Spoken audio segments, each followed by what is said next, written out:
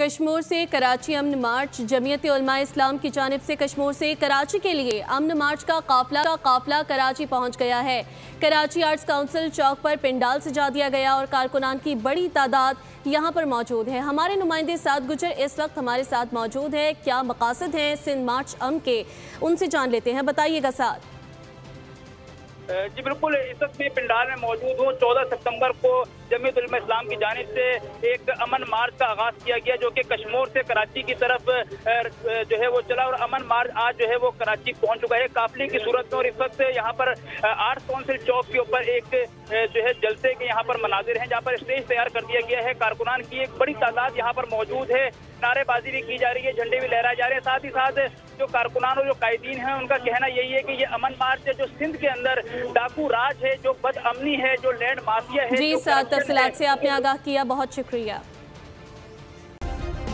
Subscribe करें और bell दबाएं ताकि कोई खबर रह न जाए।